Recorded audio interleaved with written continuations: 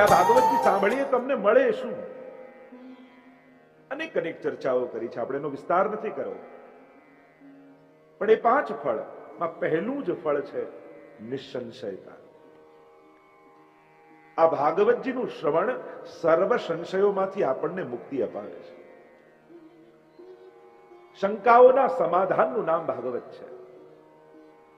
અને શંકાઓના સમાધાન કોઈ ઉત્તરથી નથી થતા, શ્રદ્ધાથી થાય છે. દરેક ઉત્તરમાં બીજી કોઈ શંકા છે, દરેક જવાબમાં કોઈ પ્રશ્ન છે. પણ જ્યારે મનુષ્ય શ્રદ્ધાવાન બની જાય ને, પછી શ્રદ્ધા જ એને પરમ તૃપ્તિનો અનુભવ કરાવે છે. ભાગવત શ્રવણથી મનુષ્ય શ્રદ્ધાવાન બને છે. અને એટલે જ ગીતાજીમાં આપણે કહ્યું ને, શ્રદ્ધાવાન લભતે જ્ઞાનમ. શ્રદ્ધાવાન વ્યક્તિ જ જ્ઞાનને પ્રાપ્ત થાય છે, શંકાવાન વ્યક્તિ નહીં. એટલે ગીતાજીમાં કહ્યું ભગવાન, નાત્ર સંશય, તું સંશય ન કરીશ, શ્રદ્ધાવાન બની જા. શ્રદ્ધાવાન વ્યક્તિ થાય એટલે એના પ્રશ્નોના જવાબ એનું આત્મા જ આપવા લાગે. ઉપદેષ્ટા હનુમંતા ચ ભર્તા ભોક્તા મહેશ્વર. જેમ ગીતાજીમાં ભગવાને કહ્યું કે તારો આત્મા જ તારો ઉપદેષ્ટા બની જાય, તારો માર્ગદર્શક બની જાય.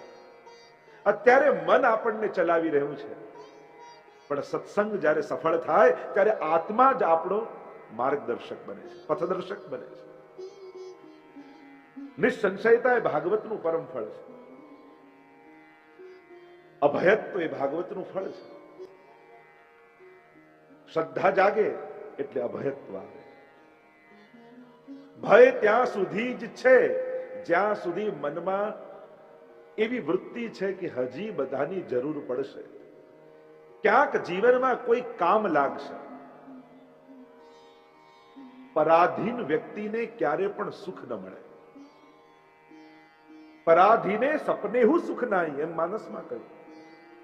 જ્યાં સુધી પરાધીનતા છે ત્યાં સુધી સુખ નથી.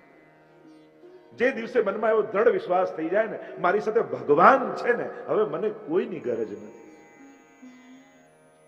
અને ગરજ નથી એનો અર્થ એ પણ નથી કે બીજા જોડે વર્તન બગાડી લેવું. આપણને જ્યારે કોઈની ગરજ નથી એનો અર્થ એ જરાય નથી થતું કે કોઈની જોડે વર્તન ખરાબ કરવું. વર્તન તો એવું જ થાય, કારણ કે એ પરમાત્મા દરેકની અંદર છે. વિવેક ચુકાય નહીં વૈષ્ણવથી, પણ આશ્રય ભગવાન. અને જેને ભગવદ આશ્રય થઈ જાય ને, એને અભયત્વની પ્રાપ્તિ થઈ જાય. પરમ પ્રેમ ની પ્રાપ્તિ ભાગવતજી કરાવે, ભગવદ કૃપાની પ્રાપ્તિ ભાગવતજી કરાવે, ભગવદ દર્શનની પ્રાપ્તિ ભાગવતજી કરાવે. 5 ફળની ચર્ચા કરી છે. શ્રીમદ ભાગવતમાં આપણે પ્રવેશ કર્યો હતો. અને ભાગવતની આ યાત્રામાં જોડાતા જોડાતા તમે જ અનુભવ કરશો કે ક્યારે ભગવાન શ્રદ્ધા રૂપે આવી મારા હૃદયમાં બિરાજી ગયો, મને ખબર ન પડી. ધીરે ધીરે શ્રદ્ધા રૂપે પરમાત્મા આપના હૃદયમાં પ્રવેશી રહ્યા છે. અને એટલા માટે જ્યારે આ શબ્દ રૂપે ભગવાન અંતઃકરણમાં પ્રવેશશે ને, તમારી વૃત્તિ અને પ્રવૃત્તિ બંને બદલાવા લાગશે. આ ભાગવતની કથા એવી છે, મજ્જન ફલ દેખીએ તત્કાલા, કા કપિક હોય બકહી મરાલા. સજ્જનનું ફળ શાસ્ત્રોમાં કહ્યું, કાગડો કોયલ થાય અને બગલો હંસ થઈ જાય. એકની વૃત્તિ ખરાબ છે ને એકની પ્રવૃત્તિ ખરાબ છે. કાગડો ક્યારેય કોઈનું કઈ લેતો નથી, કઈ બગાડતો નથી, પણ એની પ્રવૃત્તિ એવી છે ને, એનું બોલવું એવું છે કે કોઈને ન ગમે, પણ એ પણ કોયલ થઈ જાય. અને બગલો હંસ, બગલાની પ્રવૃત્તિ બહુ સારી છે. જાણે સમાધિ લગાવીને એક પગ પર બીજો પગ ચડાવીને કોઈ મહાત્મા ન ઉભા હોય એવો લાગે, પણ એની શાંતિ પણ કોઈને અશાંત કરવા માટે છે. એનું મૌન પણ કોઈના પતન માટે છે, કોઈની હિંસા માટે છે. પણ કથાનો આશ્રય કરે તો બગલો હંસ થાય. પેલી આમ કહેતા ને કથા કે દીકરી હતી ને પિતા હતા, અને પિતા જયારે દીકરીની માં ગુજરી ગઈ એટલે રોજ 500,000ની નોટ આપે ને કે સાચવીને રાખજે બેટા, તારા લગ્ન થશે ને ત્યારે કામ લાગશે. વર્ષો વીત્યા, દીકરી મોટી થઈ એટલે પિતાએ કહ્યું કે બેટા, આજ સુધી મેં તને જે પૈસા આપ્યા હવે બધા ભેગા કરેલા લાવ એટલે તારા લગ્ન કરાવું. અને દીકરી ભાગવતજી લઈને આવી. ભાગવતજીના પાને પાને 500,000ની નોટો. એટલે પિતાએ કહ્યું આમાં રખાતું હશે. કોઈ લઈ જાત, કોઈ ચોરી જાત, તો બધું જ ભેગું કરેલું એક સાથે જતું રહે. આમાં રખાય. દીકરીએ કહ્યું, પિતાજી આ ભાગવતજી છે, ચોરી કરવાની વૃત્તિ વાળો ક્યારે આને ખોલશે નહીં, અને જે એકવાર ખોલી લેશે એ ક્યારે ચોરી કરશે. આ તો વૃત્તિ અને પ્રવૃત્તિ બંનેને બદલી નાખનારી કથા છે. એકવાર જેણે ભાગવત ખોલ્યું, જોયું, વાંચ્યું, સાંભળ્યું, એની વૃત્તિ અને પ્રવૃત્તિ બંને બદલાઈ જાય. એવી આ દિવ્ય ગાથા છે. તમે ક્યારે બદલાઈ ગયા એ તમને ખબર નહીં પડે. ભાગવતજી સાંભળતા સાંભળતા લોકો કહે છે, કારણ કે જ્ઞાનને અંજન કહ્યું છે, અને અંજન જે આંખોમાં લગાડો ને એ આંખને ન દેખાય. કાજળ જે આંખમાં લગાડી હોય એ આંખને ન દેખાય, પણ સામેવાળા આવીને કહે કે આજે આંખો બહુ સરસ લાગે. જ્ઞાનનું આવું જ છે. જયારે જીવનમાં ઉતરે ને, તો જેના જીવનમાં ઉતર્યું હોય એને ખબર ન પડે, પણ સામેવાળાને મહેસૂસ થવા લાગે કથા પછી કંઈક બદલાઈ ગયા છો. કથાના શ્રવણ પછી તમારી વૃત્તિ અને પ્રવૃત્તિમાં કંઈક અમને પરિવર્તન લાગે છે, એમ સામેવાળાને અહેસાસ થવા લાગે. તો આ દિવ્ય કથા છે. સ્પર્શ્યા વગર રહી ન શકે એવી આ દિવ્ય ગાથા છે. 6 પ્રશ્નો કર્યા. સુતજીને સૌનક આદિ ઋષિઓએ 6 પ્રશ્ન કર્યા. મનુષ્યનું પરમ કલ્યાણ શેમાં છે એની ચર્ચા કરવામાં આવી. કેવલ ને કેવલ પ્રભુની ભક્તિમાં જ મનુષ્યનું પરમ કલ્યાણ છે એમ કહ્યું. અવતારો વિશે પૂછ્યું છે કે ભગવદ અવતારો કેટલા થાય છે, કઈ કઈ રીતે થાય છે, ભગવાન કેમ અવતારો લઈને આવે છે એની ચર્ચા કરી. એ તે ચાંસ કલા પુંસ કૃષ્ણસ્તુ ભગવાન સ્વયં. 6 પ્રકારના ભગવદ અવતારોની ચર્ચા કરવામાં આવી. અંશાંશ અવતાર, અંશાવતાર, આવેશ અવતાર, કલા અવતાર, પૂર્ણ અવતાર, પરિપૂર્ણ અવતાર. અનેકવિધ પ્રકારના ભગવદ અવતારો છે. વિવિધ પ્રકારના અવતારો લઈને પરમાત્મા પધારે છે પોતાના ભક્તો માટે. અવતૃ ધાતુ પરથી અવતાર. એવી અકબર બિરબલની કથા કહેતા ને કે જયારે અકબરે બિરબલને મજાક કરતા કહ્યું કે આ તમારા ભગવાન શું વારે ઘડીએ નીચે આવી જાય? અમારા ખુદાના એ તો પેગંબરોને મોકલે, પોતે ધક્કો ન ખાય, અને એટલા માટે તમારા ભગવાન કરતા અમારા મોટા. મજાક કરતા થોડું કહ્યું. એટલે બિરબલને થયું કે સમય આવશે ત્યારે ઉત્તર આપીશું. અને એકવાર સરોવરમાં નૌકા વિહાર રાજા કરતા હતા, અને એમનો દીકરો, એમના ખોળામાં રાજાનો એકનો એક દીકરો આટલા વર્ષે જન્મ થયેલો, અને જયારે નાવ સરોવરની મધ્યમાં આવી ત્યારે બિરબલે યુક્તિ કરી દીકરાને ઉપાડીને પાણીમાં નાખી દીધો. અને અકબર બાદશાહ તો ઊંચા નીચા થાય, અરે આને કોઈ બચાવો, અરે કોઈ રક્ષા કરો, અરે બીજા કોઈને પુકારવા પહેલા તો અકબર બાદશાહે પોતે છલાંગ લગાવી અને દીકરાને લઈને પાછા નાવમાં ચડી ગયા. અને એવા નારાજ થયા બિરબલ પર, અરે બિરબલ આ શું, તું પાગલ થઈ ગયો છે? આ રીતે મારા દીકરાને મરાય, પાણીમાં નખાય, મરી જાત તો, ડૂબી જાત તો શું થાય? મારા જાતના પ્રશ્નનો ઉત્તર આપતો. હમણાં બીજું કોઈ પાણીમાં પડ્યું હોત તો આપ મને કહેત, સિપાહીને બોલાવત, કોઈ ચાકરને કહેત, બીજું કોઈ પડ્યું હોત તો બીજાને બોલાવત, પણ પોતાનો દીકરો પડેલો જોયો તો કોઈની રાહ ન જોઈ, પોતે છલાંગ લગાવી. એમ ભગવાનના ભક્તો જ્યારે ભૂતલ પર દુખી હોય ત્યારે ભગવાન કોઈની રાહ નથી જોતા, પોતે છલાંગ લગાવીને ઉગારી લેતા હોય. અમારા ઠાકોરજી ભક્તવત્સ છે. પરિત્રાણાય સાધુનામ વિનાશાય ચ દુષ્કૃતામ ધર્મ સંસ્થાપનાર્થાય સંભવામી યુગે યુગે. પોતાના ભક્તોને દુખી જુએ ત્યારે પરમાત્મા કોઈની પ્રતીક્ષા કરતા નથી, પોતે ભક્તો માટે આવે છે. આ તો પ્રભુની કૃપા છે. આગળ વર્ણન કરતા કહ્યું કે જે પ્રભુના ચરણારવિંદનું સેવન કરે છે એ જ ભગવાનની લીલાને સમજી શકે છે. ભક્તે અલ્પ ભાષણ રાખવું. અલ્પભાષી હોય ભક્ત. જેને ભક્તિ કરવી છે, જેને સેવા કરવી છે, એને બને એટલું ઓછું બોલવું. બીજું લક્ષણ બતાવ્યું, શુશ્રૂષા. સેવકની અંદર સેવા કરવાની તત્પરતા હોવી જોઈએ. 4 વાર કહે ને પછી ઉભા થઈને સેવા કરે સેવકની. પણ જેની અંદર સેવા કરવાની સહજ વૃત્તિ હોય એ સેવક છે. ત્રીજું કહ્યું, સેવકનું ત્રીજું લક્ષણ છે અનુવર્તન. જેની સેવા કરો છો એને શું ગમે છે અને શું નથી ગમતું એનો વિવેક સેવકની અંદર હોવો જોઈએ. આ બહુ મહત્વનું પાસું છે. તમે જેની સેવા કરો છો એને શું ગમે છે અને શું નથી ગમતું એ તમને ખ્યાલ છે? કે તમારા મનમાં, આપણા મનમાં જે આવ્યું એ રીતે જ કરવું એ ઉત્તમ પક્ષ નથી. તમે કોઈની સેવા કરતા હો ને એમને ભારે ડાયાબિટીસ હોય અને તમે પેંડા બનાવે અને આગ્રહ કરીને ખવડાવો, ના આ તો ખાવા જ પડે, પણ સામેવાળાને સુખ છે કે અનુવર્તન. અને ચોથું લક્ષણ સેવકની અંદર દીનતા છે, દૈન્ય હોવું જોઈએ. કોઈ પણ પ્રકારનો મદ જો હશે મનમાં તો સેવામાં વધારે વાર તમે ટકી નહીં શકો. પ્રભુ પણ કેમે કરી પોતાના નિજ ભક્તોના અહંકારને તોડાવે છે. નિમિત્ત કોઈને બનાવે, આપણે એ વ્યક્તિને જોઈએ જેણે આપણો અહંકાર તોડ્યો, પણ એ ન વિચારી કે ઠાકોરજીએ જ મારા મદને ખંડિત કર્યો છે, જેથી મારો બગાડ નથી. નારદજી કહેવા લાગ્યા, આ ચારેય લક્ષણ મારી અંદર હતા. 4 મહિના ક્યાં પસાર થઈ ગયા ખબર ન પડી. સંતોને મહાત્માઓને પાછા જવાનો સમય થયો અને મને એમ થયું કે આ મહાત્માઓ તો મારો આત્મા બની ગયા, એમના વગર હું કેમ જીવીશ.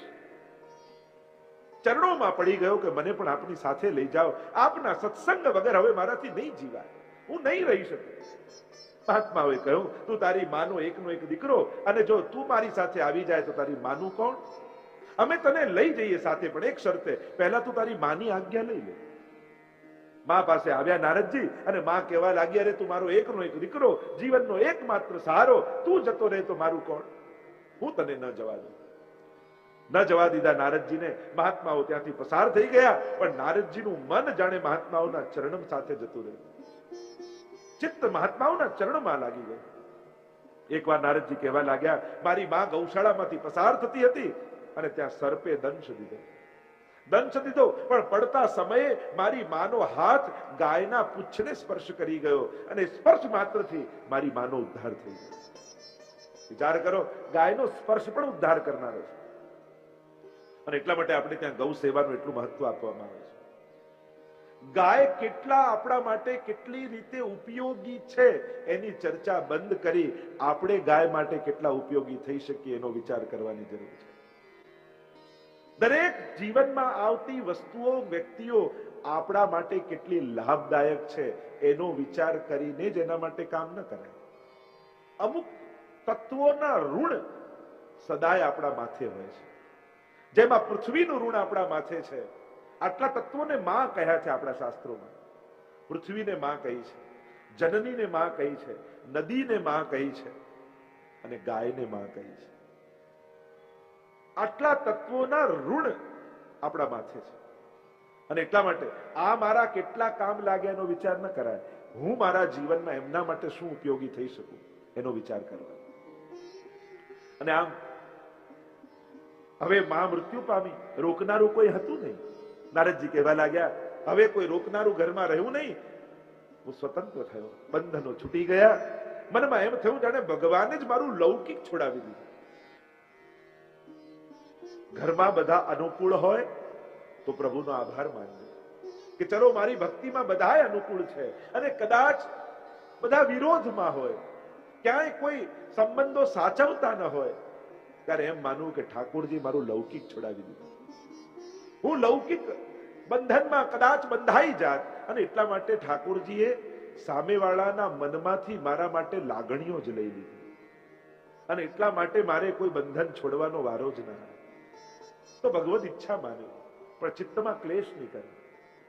આવું કેમ ન થયું એનો અફસોસ કરવા કરતા સારો સાર કાઢતા જીવનમાં શીખો. અનુકૂળ છે તો આભાર માનો, પ્રતિકૂળ છે તો માનજો કે ઠાકોરજી મારું લૌકિક ઓછું કરી દીધું.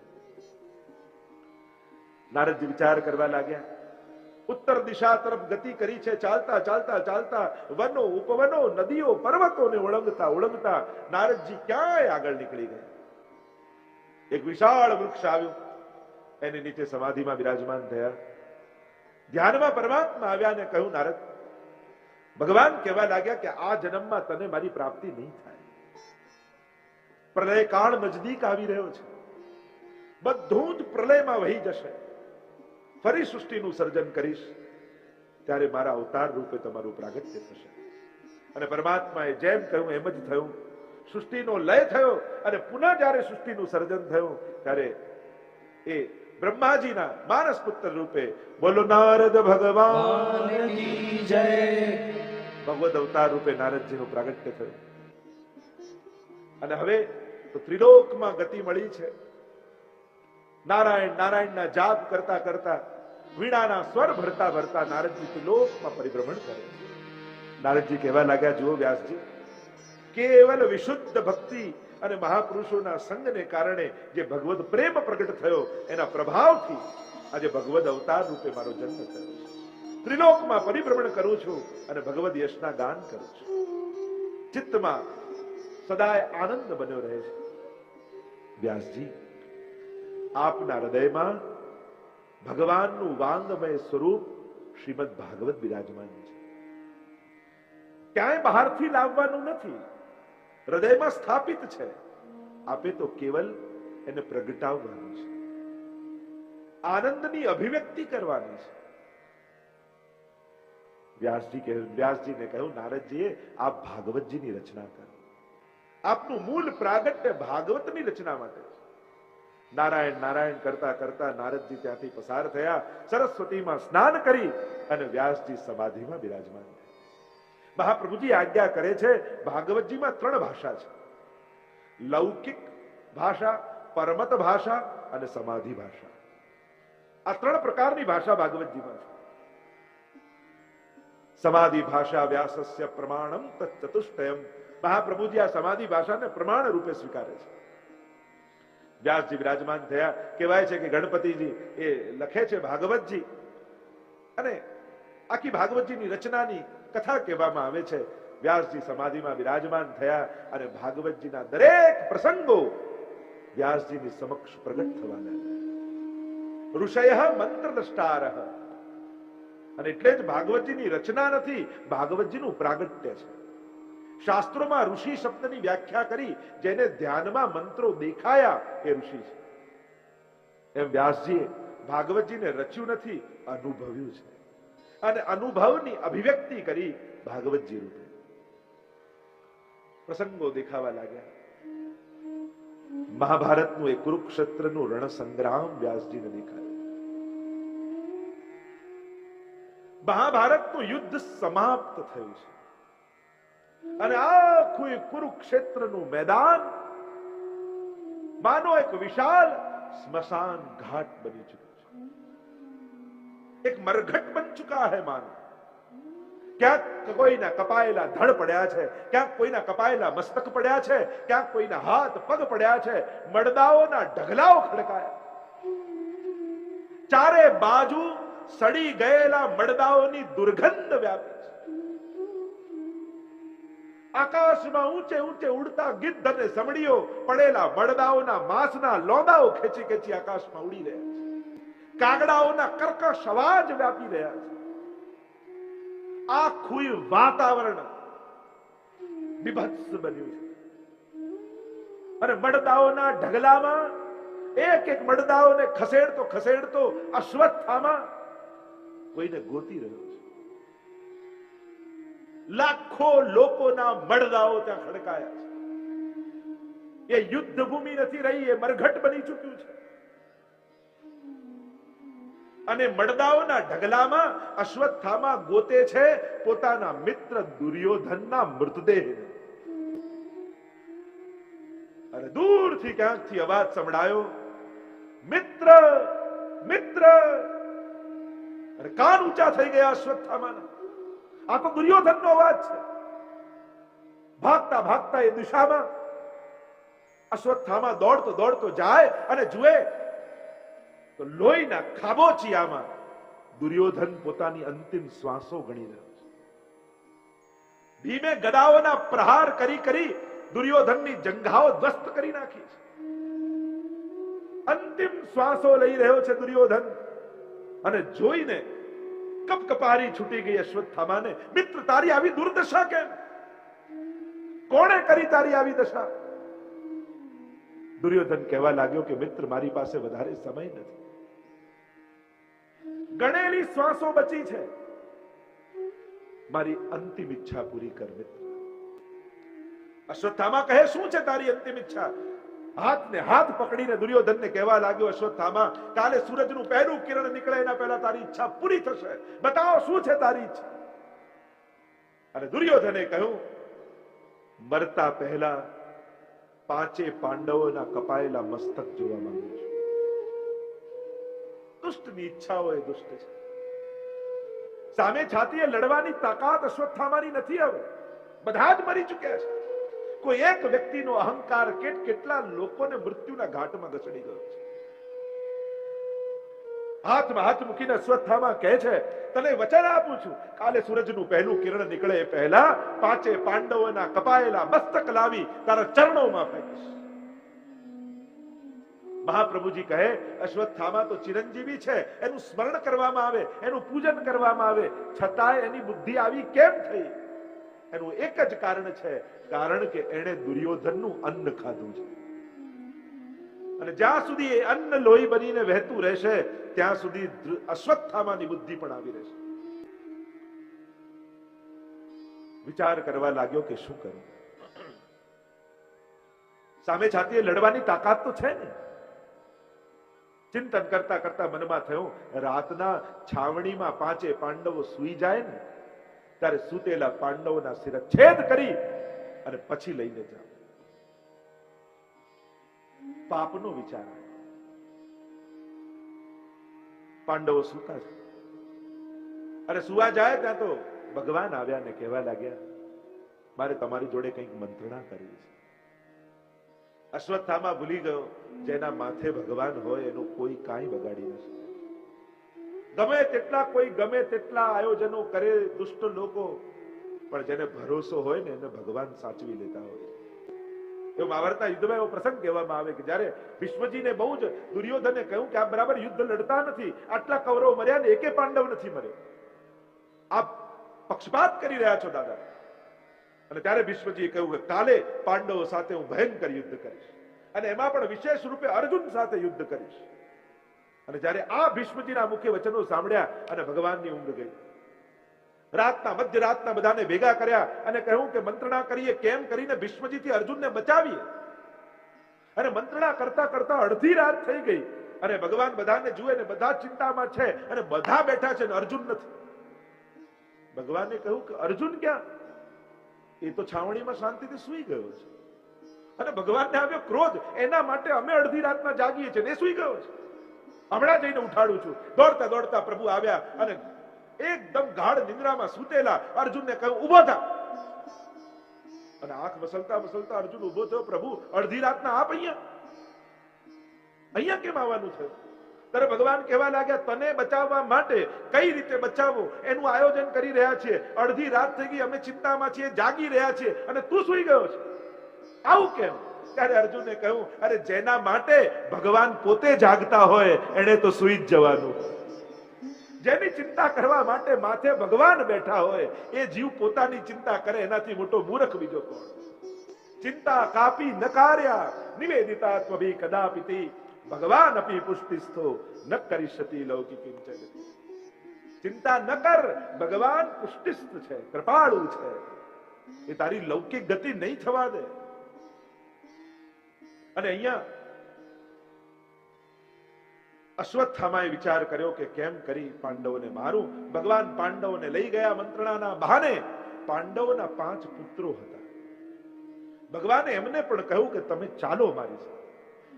પણ એ 5 બાળકોએ ભગવદ આજ્ઞાનું ઉલ્લંઘન કર્યું, ભગવાનની વાત ન માની. અને આજે પાંડવોની જગ્યાએ પાંડવોના યુવાન પુત્રો સૂતા છે. અડધી રાતના લુપાતો છુપાતો અશ્વત્થામા પ્રવેશ કરે છે પાંડવોની છાવણીમાં. ખુલ્લું ખડગ લઈને આવ્યો છે, નહીં છોડું પાંડવો. અને ક્રોધ જ્યારે માથે હોય ને ત્યારે સમજ બંધ થઈ જાય. જોયું પણ નહીં, અંધારામાં દેખાયું પણ નહીં પાંડવો છે કે એમના બાળકો છે. સૂતેલા યુવાન પુત્રોના શિરચ્છેદ કરી બાંધી કપડામાં પોટલો અને 5 મસ્તક લઈને દોડ્યો અશ્વત્થામા. વચન આપ્યું છે દુર્યોધનને. ભાગતો ભાગતો ભાગતો ભાગતો જ્યાં આવ્યો દુર્યોધન હતો, સૂરજનું પહેલું કિરણ નીકળ્યું. દુર્યોધનને કહ્યું, મિત્ર મેં મારું વચન નિભાવ્યું છે, 5 પાંડવોના કપાયેલા મસ્તક લઈને આવ્યો છું. દુર્યોધન કે જલ્દી બતાવો, મારી પાસે સમય નથી. અને જ્યાં પોટલામાંથી 5 મસ્તક કાઢ્યા, પોક મૂકીને દુર્યોધન રડી પડ્યો. અરે અશ્વત્થામા, તે આ શું કર્યું? આ બાળકોએ મારું શું બગાડ્યું હતું? તે તો અમારી પાછળ અમારા કુળમાં કોઈ તર્પણ કરનારું ન રહેવા દે. ઘરમાં કોઈ અમારું શ્રાદ્ધ કરનારું તે ન રહેવા દીધું. આ પાંડવો નહીં, એના બાળકો છે. અને પ્રલાપ કરતા કરતા દુર્યોધને પોતાના પ્રાણોના ત્યાગ કર્યા.